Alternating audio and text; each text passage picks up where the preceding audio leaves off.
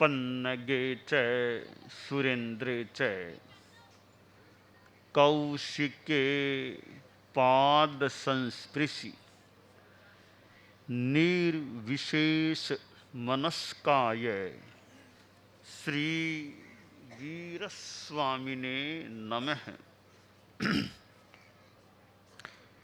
आरहत वाङ्मय में कहा गया है,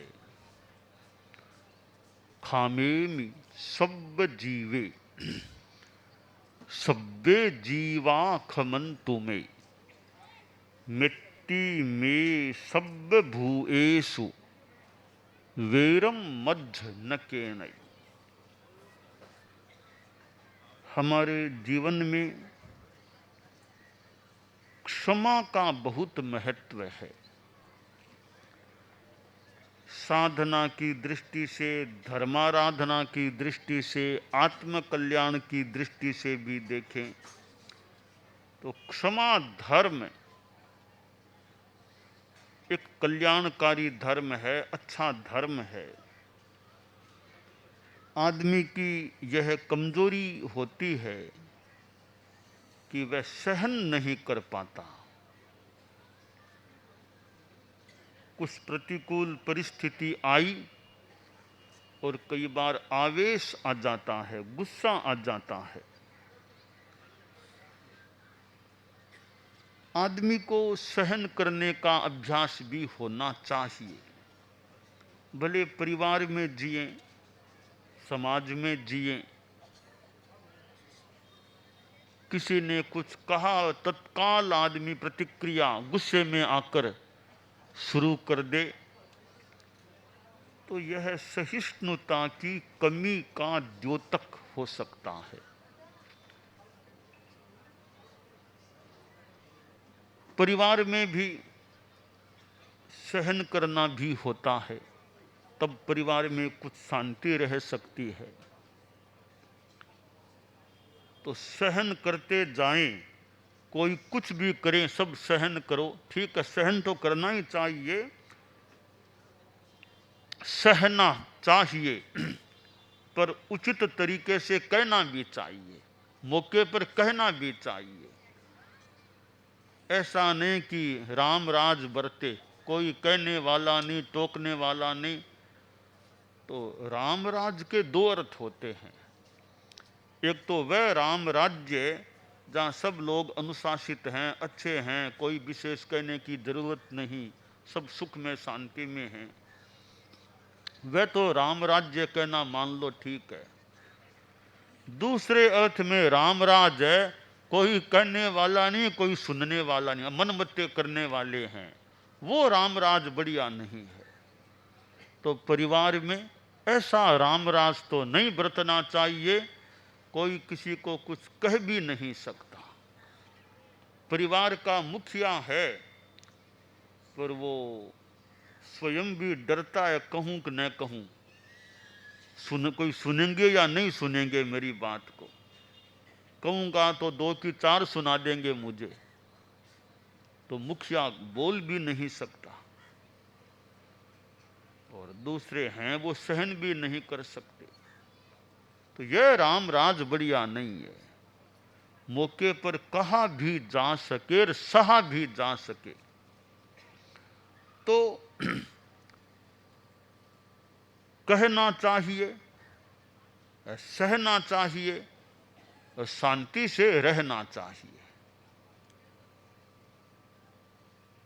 अनुशासन परिवार के लिए भी अच्छा है, संगठन के लिए भी अच्छा है, समाज के लिए अच्छा है कि अनुशासन में रह सके।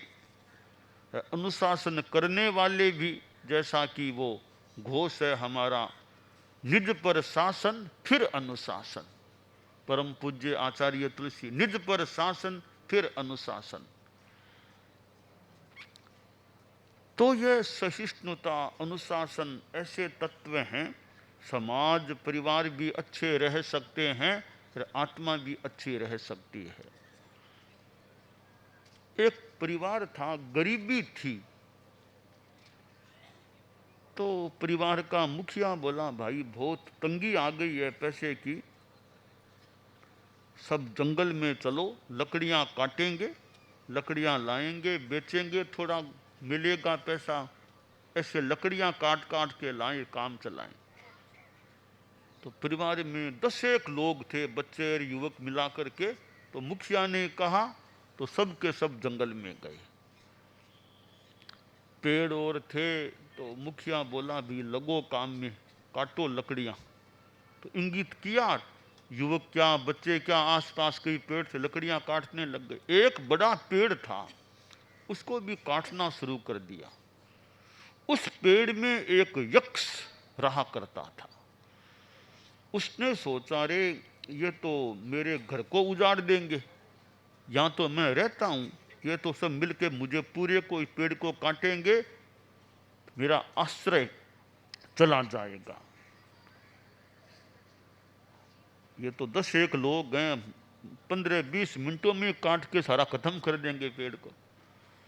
तो वो यक्ष प्रकट हुआ। वो मुखिया जो घर का था वो एक तरफ खड़ा था कि साहब मेरा घर क्यों उजाड़ते हो, ये तो मेरा घर है, रहने का स्थान है। तो मुखिया बोला, जी उजाड़ करना कोई हमारा इरादा नहीं है, हम तो लकड़ियाँ काटने आए हैं, गरीब लोग हैं तो पैसा चाहिए इसलिए आए, और हमारा लक्ष्य नहीं किसी को दुख देना, घर उजाड़ना। कहा आपने पेड़ या बच्चों ने काटना शुरू कर दिया, मेरा घर है, कि आप कहो तो और कहीं हम चले जाएंगे, कोई बात नहीं है। कहा नहीं आपको क्या चाहिए, भी हमें तो पैसा चाहिए, घर को चलाना है। तो कहा आपको श्रम करने की जरूरत नहीं, आप घर जाओ, मेरा वरदान है आपको। आपको कितने पैसे चाहिए? कभी रोज के 1000 रुपये बहुत है हमारे लिए, तो आपके घर में रोज 1000 रुपये मिलेंगे, कोई कमी नहीं रहेगी, आप जाओ यहाँ से, या काटो मत पेड़ को। तो ठीक जा रहे हैं, सब गए। जाते ही देखा 1000 रुपये रखे हुए पड़े थे एक अलमारी में, रोज 1000 रुपये अलमारी में मिल जाते। वो यक्ष का अपना वरदान दिया हुआ था।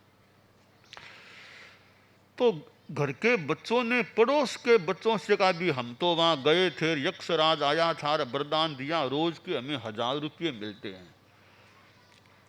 तो वे बच्चे भी अपने पिताजी से बोले कि हम लोग भी, अपन भी चलो, तो वो यक्ष आएगा, हमको भी रुपया देगा, वरदान देगा। तो वे लोग भी चले, वो भी 10-12 लोग थे घर में। तो परिवार का मुखिया सब जंगल में गए। तो मुखिया बोला, जी लो काम लगो, तुम बच्चा तुम शुरू करो लकड़ी काटना। तो मैं क्यों करूं, वो करेगा। उससे कहा, भी तुम करो, मैं क्यों करूंगा, वो करेगा काम, मैं क्यों काम करूं। आपस में झगड़ने लगे, कोई काम करना नहीं चाहते। वो यक्ष वाला पेड़ था, वो वहां सब इकट्ठा हुए थे, पेड़ को काटने की ओर की बात हो रही थी। तो मुखिया बोला, फिर मैं काटूंगा, मैं काम करूंगा। वो बेचारा काम करने शुरू हुआ और वो यक्ष राज आ गया कि भाई पेड़ क्यों काटते हो, मेरा घर है, सा हमें तो पैसा चाहिए। कि आपके कमी तो नहीं है, हमारे घर में है वैसे पैसा, अपन हमने सोचा उनको आपने दिया तो हमको भी दे दोगे, हम आ गए पेड़ काटने के लिए। यक्ष बोला, खबरदार है, चले जाओ यहाँ से, कोई पैसा नहीं है, तुम्हारे में एकता ही नहीं है। पहले वो परिवार आया था, उसमें 2 बातें, एक तो एकता थी, अनुशासन में थे, मुखिया का कहना मानते थे। दूसरी बात, वे वास्तव में गरीब थे, वो वास्तव में गरीब थे। तब मैंने सोचा गरीब हैं, मैं सहायता कर दूं, इनमें अच्छी एकता भी है। तो एकता है तो मेरा भी मन खुश हो गया कि एकता है, वहां मुझे भी कुछ करना चाहिए, इसलिए मैंने सहायता कर दी। तुम्हारे न तो पैसे की तंगी है, न तुम्हारे में एकता है, तुम जाओ यहाँ से, कुछ नहीं मिलेगा। ज्यादा कुछ किया तो फिर देख लेना, मैं दिव्य शक्ति वाला हूं। बेचारे सब वहां से चले गए। अब ये अनुशासन, सहन करने की शक्ति, वो परिवार में होती है, संगठन में होती है, देश राष्ट्र में होती है, तब एक ये अच्छा गुण होता है समूह का। संस्कृत का श्लोक है, यत्र सर्वेपि नेतारः सर्वे पंडित मानिनः सर्वे महत्वमिच्छन्ति तद राष्ट्रम विद्धि दुखितम। कि जहाँ सारे नेता बन जाएं, वो कहे मैं नेता, वो कहे मैं नेता, मैं नेता, ये पीछे फॉलोवर कौन है? फॉलोवर कोई नहीं है, सब लीडर हैं। कि सब नेता ही नेता बन जाएं, सब अपने आप को पंडित मानी, ज्ञान तो नहीं पर पंडित अपने आप को मानने लग जाएं, सब में वो पदाकांक्षा, कुर्सी यानी पद हमें मिले, पद हमें मिले, ऐसा राष्ट्र उसको दुखित समझो। भले संगठन हो, समूह हो, समाज हो, कि सारे नेता ही बनना चाहते हैं, फॉलोवर को ही बनना नहीं चाहता, कहना मानना नहीं, तुम्हारे में योग्यता है कि नहीं, वो भी नहीं है। तो बिना योग्यता लीडर के पद पर आओगे तो कितना क्या कर पाओगे? कम से कम योग्यता का तो विकास हो पहले, फिर कोई सोचे भी लीडर बनाए। तो योग्यता है भी तो पद पर बैठना कोई जरूरी थोड़ा ही है। योग्यता होने पर भी जो है लीडर उसके कहने में चलो, उसके अनुशासन में रहो। तो ये अनुशासन है वो समाज के लिए, संगठन के लिए बहुत अपेक्षित होता है। अंग्रेजी में जो है सूक्त कि without duty and discipline the duty of democracy shall be doomed to death and destruction. कि बिना कर्तव्य भावना और बिना अनुशासन के यह लोकतंत्र का देवता भी मृत्यु और विनाश को प्राप्त हो जाएगा। कि लोकतंत्र है, हम तो स्वतंत्र हैं, स्वतंत्र देश के नागरिक हैं, चाहे वैसा करेंगे। अरे चाहे वैसा करने से काम नहीं चलेगा, अनुशासन में तो रहना ही चाहिए।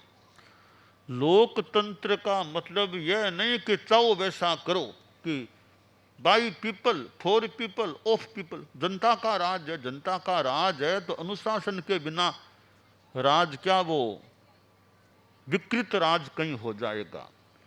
तो लोकतांत्रिक प्रणाली में भी अनुशासन जरूरी है। भले स्कूल है, भले कॉलेज है, विद्यार्थी, सब में अनुशासन चाहिए।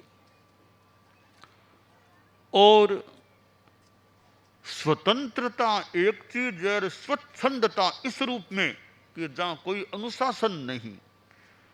वो जब रोड पर एक लड़का, युवक था, वो रोड के बीच में यूं सो गया, यूं रोड जा रही थी, बीच में आके सो गया।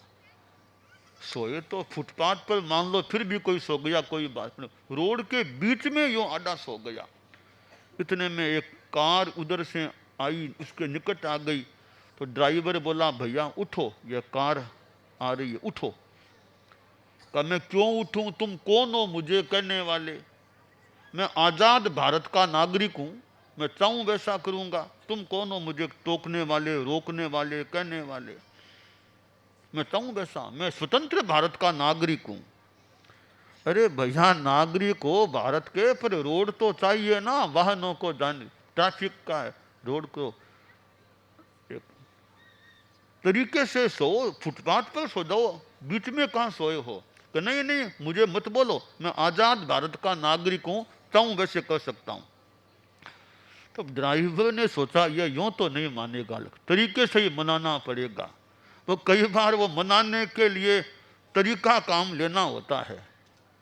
तो ड्राइवर बोला ठीक है, तुम आजाद भारत के नागरिक हो, तुम चाहो वैसा करना चाहते हो, ऐसे तुम लेट गए हो, तो भैया मैं भी इसी भारत का नागरिक हूँ, मैं भी तो आजाद भारत का नागरिक हूँ, ड्राइवर हूँ, तो मैं तुम्हारे ऊपर से अपना कार निकालूंगा, अपनी मेरी कार तुम्हारे ऊपर से निकलेगी, मैं भी आजाद भारत का नागरिक हूँ, चाहूँ वैसा करूँगा।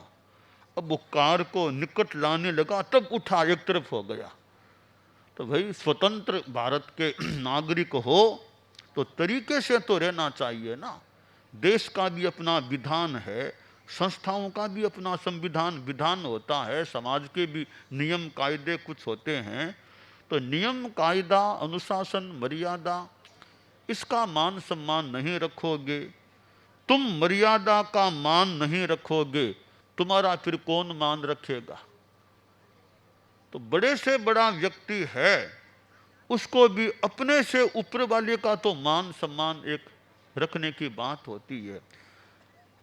भारत है तो भारत के बड़े बड़े नेता, भारत के संविधान का सम्मान तो उनको भी करना होगा ना। भारत के सर्वोच्च पद पर है, पर देश का संविधान तो उनके लिए भी पालनीय हो जाता है। हम तो बड़े, हम क्यों नियम पालेंगे, तो बड़े नहीं पालेंगे तो छोटे फिर कितना नियम को पालेंगे। यद यदाचरति श्रेष्ठ तत्तदे वेतरो जने, कि श्रेष्ठ लोग, बड़े लोग जैसा आचरण करते हैं फिर पीछे वाले भी वैसा सीख सकते हैं। इसलिए ये अनुशासन तो मानो सबके लिए काम का है। हाँ, कौन किसके अनुशासन में रहे वो फर्क पड़ सकता है कि कौन किसका कौन बॉस है, किसका कौन अधिकारी है। अपने जो अधिकारी हैं उनके हिसाब से हमें रहना चाहिए, और मर्यादा विधान संविधान है उसके प्रति जागरूक रहना चाहिए। समाज है, राष्ट्र का संविधान है, समाज के भी अपने मान लो नियम कायदे हैं कि समाज के नियम नहीं मानेंगे, नहीं पालेंगे तो समाज में कोई क्यों रखेगा तुमको। समाज के नियमों की उपेक्षा करते हो तो समाज आपकी उपेक्षा करेगा तब। तो जो जिस समाज में रहे, जिस संगठन में रहे, उसके नियम कायदों के प्रति लापरवाही करना या उच्छृंखलता करना वो बढ़िया नहीं। तो हमारे जीवन में यह क्षमा भी हम सहन कर सकें। बड़ों ने कुछ कह दिया, हमारे बड़े हैं, माइट हैं, अधिकारी हैं, कुछ कह दिया तो कह दिया, हम तरीके से उनकी बात को लें। कोई कहना हो तो अलग से शांति से कह दें यह बात ऐसे थी। तो आवेश में आ जाएं तो यह क्षमा धर्म है, उसमें सहन करने की शक्ति का होना आवश्यक है कि सहन कर सके। बड़े हैं तो बड़े भी तो कभी छोटे रहे होंगे, आज बड़े हैं तो कभी वो भी तो किसी के नीचे छोटे रूप में रहे होंगे। का कोई शिष्य नहीं बनता है, जो अच्छा शिष्य नहीं बन सकता वो अच्छा गुरु भी कैसे बन पाएगा। तो पहले अच्छे शिष्य रूप में रहो तो कभी गुरु बनने का भी मौका आ सकता है। कि शिष्य नहीं बन सकता मैं किसी के नीचे नहीं रह सकता, तो तुम्हारे नीचे फिर कौन रहेगा। तो अपने बड़े हैं, गुरु हैं, तो गुरु के पास तुम अच्छे शिष्य के रूप में रहो। न हुंति शीशा अशिष्य, जो स्वयं शिष्य नहीं बन सकता फिर उसके शिष्य कितने बनेंगे, क्यों बनेंगे तो कैसे रहेंगे, किस रूप में रहेंगे। तो हम अनुशासन में रह सकें और शिष्य भी रह सकें, गुरु बनने की भूख नहीं, हम शिष्य बन के रह सकें। गुरु बनने की भूख हो जाए कि मैं गुरु बनूं, मैं गुरु बनूं, मैं गुरु बनूं, कोई तो शिष्य भी बनो। पहले शिष्य तो बनो, बाद में फिर कभी कोई स्थिति आएगी तो गुरु बनने की बात आएगी। खेत सिंह जी स्वामी थे, भारमल जी स्वामी के बाद उत्तराधिकार की बात थी, और भारमल जी स्वामी ने तो 2 नाम तय करवा दिए कि मेरे पीछे उत्तराधिकारी 2 नाम, खेत सिंह, रायचंद। गुरुदेव से निवेदन किया गया कि नाम तो एक ही ठीक रहेगा, 2 नाम तो ठीक नहीं, का एक रखना तो फिर खेत सिंह का नाम हटा देते हैं, रायचंद का नाम है। तो खेत सिंह स्वामी ऐसा नहीं कि मेरा नाम क्यों हटा दिया, गुरु तो मैं बनूंगा, नहीं, जैसा गुरु ने किया वो ठीक। तो यह अनुशासन, क्षमाशीलता, सहिष्णुता, ये समाज में रहते हैं तो समाज के अच्छे होने का एक आयाम यह है कि समाज में अनुशासन कैसा है, क्षमाशीलता कैसी है, ये तत्व रहें तो समाज कुछ अंशों में स्वस्थ रह सकता है।